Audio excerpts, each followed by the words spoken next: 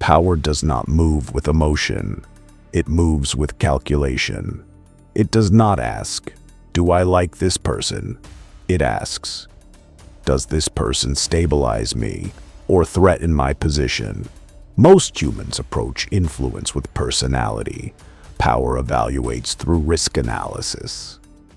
This is the great misunderstanding that keeps most people permanently outside elite circles.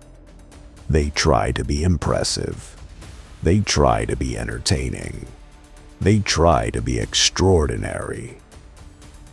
But power isn't searching for excitement. It is searching for predictability wrapped in usefulness. That is why two people can bring the same talent, the same intelligence, the same work ethic, and only one is invited closer, because one feels stable and the other feels hungry. Power does not fear confidence. It fears ambition without restraint. Ambition signals movement. Movement signals instability. Instability signals risk. Machiavelli observed something brutal. Rulers fear those who want more far more than those who want nothing, because the one who wants nothing is controllable, but the one who wants more is always calculating the next step. This is why the world is filled with brilliant people who never rise. Not because they lack ability, but because their energy conflicts with the nervous system of power. Power does not promote what excites it. Power promotes what reassures it. And before we even touch the laws, you must internalize this. You do not rise by impressing power. You rise by calming it. The moment you approach power needing something, your body reveals you before your mouth ever does. Your shoulders pull inward. Your chin lowers slightly. Your voice softens. Your pace speeds up. Your nervous system broadcasts dependence, and power detects dependence instantly. Power does not adopt people. It does not rescue. It does not mentor out of kindness. Power absorbs utility. If someone feels they are helping you, the hierarchy is already locked. But something very different happens when they feel they might lose you. Then the dynamic shifts. Suddenly they ask questions. They follow up. They check in. They protect. Machiavelli understood this at a core level. Rulers do not reward effort. They reward outcomes that lower threat or expand control. So here is the reversal most people never learn. Never enter a room seeking opportunity. Enter as the solutions to a silent pressure already existing. You don't walk in saying, "Can you help me?" You walk in as if the room would be slightly destabilized without you. This is not arrogance. This is positioning.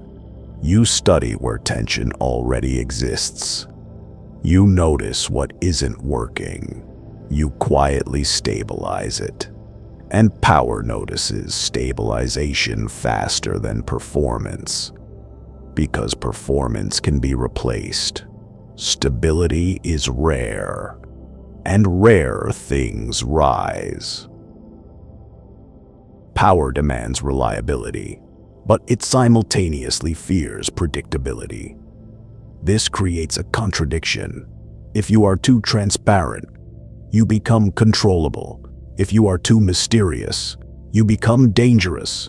And dangerous things near power are either neutralized or removed. The balance is subtle, but exact. Oversharing is not authenticity, it is strategic self-exposure. When people reveal everything about themselves, their fears, their plans, their insecurities, they unknowingly surrender leverage. Machiavelli warned that a man who is fully known is fully predictable. And what is predictable is controllable. So you must master restraint. You share enough to feel real, but not enough to feel owned. That is where psychological gravity forms. Most people are taught to mirror energy. If someone is enthusiastic, you become enthusiastic. If someone is calm, you become calm. This works in surface-level social settings. It fails completely in power environments because power is not structured around emotion. It is structured around decision rhythm. Some people decide instantly. Some deliberate endlessly. Some delay outwardly but move quickly in private. Some operate on instinct. These rhythms define their authority. If you move faster than their comfort zone, you seem reckless. If you move slower than their rhythm, you seem incompetent. So you must match how they move through time, not their mood, not their charm, not their personality, their timing. That alignment creates a subconscious feeling of compatibility. This person operates on my wavelength, and that feeling builds trust faster than any charm ever could, because it signals one thing: they won't disrupt my flow. Disruption near power feels like danger. Alignment feels like relief. Power keeps what feels like relief. Elite environments are not calm places. They are emotionally violent. Egos collide, pressure stacks, blame circulates, fear travels invisibly. Most people think power is quiet. It isn't. Power is loud in the inside, even when the room looks silent on the outside. In these environments, everyone reacts. Someone panics. Someone defends. Someone escalates. Someone collapses emotionally. And the one person who does not react immediately becomes the most valuable person in the room. Calm is interpreted as strength, experience, leadership, not because it always is, but because emotionally reactive people need someone who isn't. When others argue, you remain still. When others panic, you slow the room down. When others perform emotionally, you stay neutral. You don't dominate. You don't submit. You stabilize. Power protects stabilizers because stabilizers absorb chaos without adding to it. And chaos is the one thing power can never afford. This is why emotional reactions destroy upward momentum. Defensiveness signals fragility. Outbursts signal instability. Over-explaining signals insecurity. Power does not trust fragile systems. It surrounds itself with those who remain regulated. Even under psychological pressure, if you want entry, you must train your nervous system, not your opinions, not your arguments, your emotional regulation. Because the first interview with power is never verbal. It is neurological. The fastest way to block promotion is to request it. Because requests expose impatience. Impatience reveals insecurity, and insecurity signals risk. Power does not elevate people who want to rise. It elevates people who move as if rising is inevitable. The moment you ask for advancement, you reveal. You feel behind. You feel uncertain. You feel dependent on permission. And once power senses dependence, your ceiling is silently installed. High-ranking people do not say, "I hope they promote me." They speak in forward-moving language. When this scales, when we expand, when we shift strategy. Notice the assumption. They speak as if movement is already happening, because psychologically, it already is. You do not wait for responsibility. You step into it before it is announced. You solve problems no one assigned you. You position near decision points, not favor points. You behave as if the future already includes you. One day, without warning, you are no longer requesting access. You are being consulted, and consultation is the real promotion. Because once your perspective is requested, your rank has already changed. Power does not tolerate visible rivals, but it deeply protects useful allies. This is where most brilliant people make a fatal mistake. They demonstrate intelligence too aggressively. They reveal ambition too quickly. They challenge authority too directly, and power responds with removal. Not because they were wrong, but because they were strategically loud. Your strength must never feel like competition. It must feel like protection. Your intelligence should sound like reinforcement. Your influence should look like stability. Your competence should reduce pressure, not create comparison. Let them take the spotlight. You take the invisible gravity. Let them receive the applause. You receive the dependence.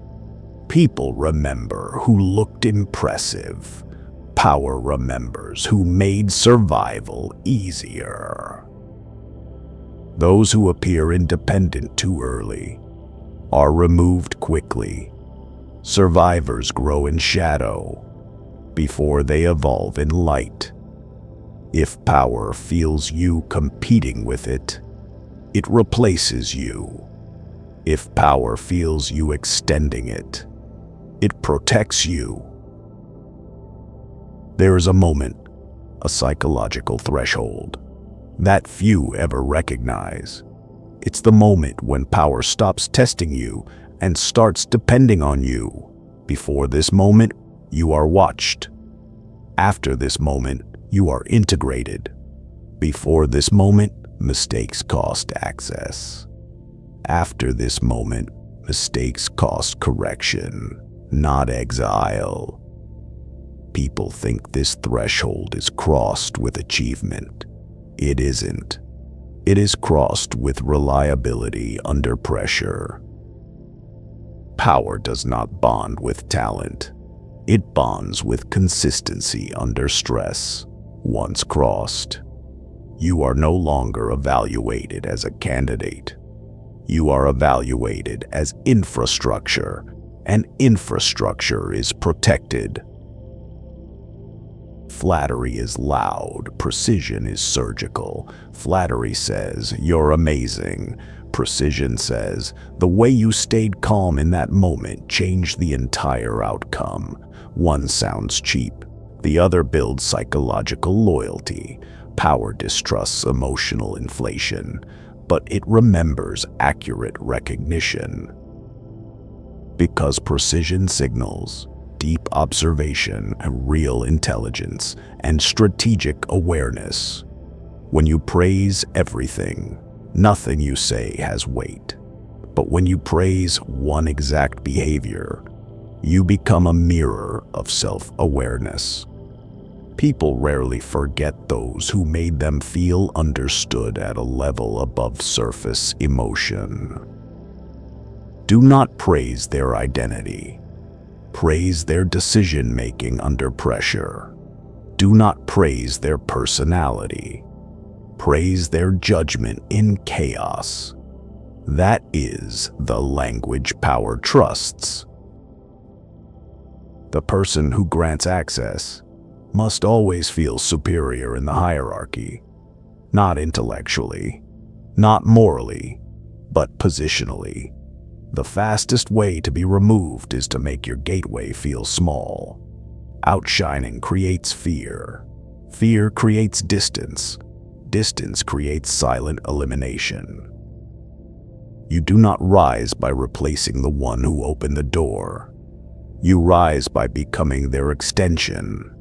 Make them look smart for trusting you. Make their decision to support you look inevitable. Make their reputation safer with your presence. Power does not promote threats. It promotes reinforcements. When the door opener rises, you rise with them. When they fall, you fall with them. And that shared fate is what forges unbreakable positioning. Everyone chases the visible leader. Very few understand the invisible one. Behind every public figure, there is a private architect. Behind every decision, there is an unseen filter. The shadow holds veto power, not the stage. Most people perform for the spotlight. The wise build access through the shadow. They earn the trust of assistants, strategists, coordinators, gatekeepers, silent advisors. Because the spotlight speaks last, but the shadow whispers first. If you control the whispers, you shape the outcomes long before the announcement. Instant rewards feel good. Delayed leverage lasts longer if you repay every favor immediately. You erase psychological obligation. Strategic patience multiplies influence because unresolved value creates subtle tension, future access, unspoken alignment. When someone does something for you, do not rush to equalize the scales. Let the imbalance remain. Let the narrative form. They still owe them. Debt builds memory. Memory builds loyalty. Loyalty builds access. Weak disagreement attacks emotion. Strong disagreement upgrades perspective. Never oppose the person. Only refine the idea. Power is fragile in one specific way.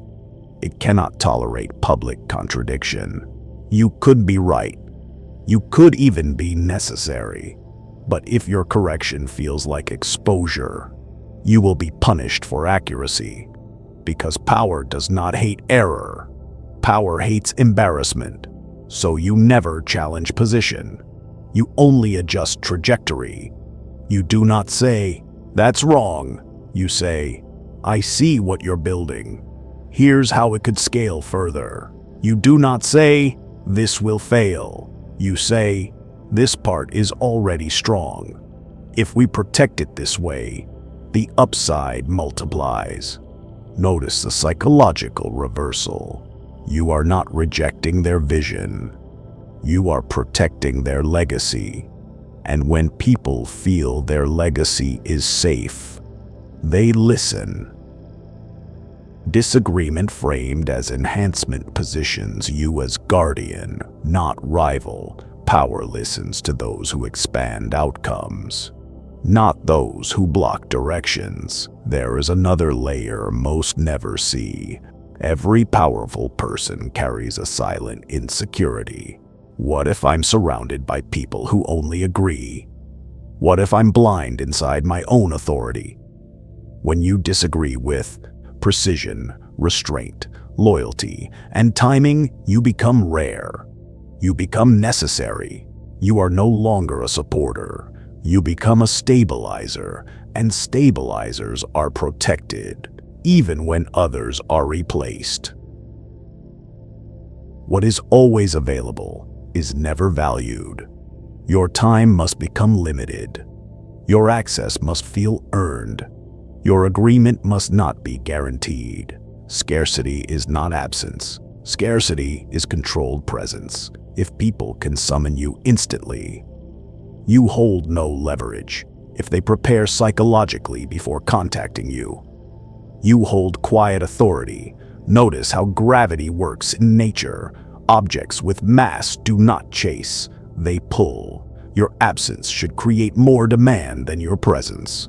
If you always reply instantly, You train others to devalue your response. If you always agree immediately, you teach others your approval is cheap. If you are always emotionally available, you become a utility, not a position. Scarcity does not mean arrogance. It means intentional containment. You are not hiding. You are concentrating. There is a silent shift that happens when scarcity is installed. At first, they feel confused. Then, they feel curiosity. Then, they feel insecurity. And finally, they feel pursuit. Never announce this shift. Scarcity that is advertised is manipulation. Scarcity that is felt is power. When your presence becomes an event, your influence multiplies without effort. Permission is psychological. Belonging is behavioral. People do not decide who belongs. They follow the cues of those who behave as if they already do. This is one of the deepest illusions in social power. People think they are waiting to be chosen. In reality, they are being observed for certainty signals. Uncertainty repels, certainty installs. You do not ask to sit at the table. You contribute to the agenda. You do not wait for validation. You operate as if inclusion is assumed. You speak in timing, not permission. You move with purpose, not hesitation. You align your behavior with inevitability. And something strange happens. People stop asking, who invited them, and start assuming they must already belong. Belonging is not granted. It is accepted silently through repetition.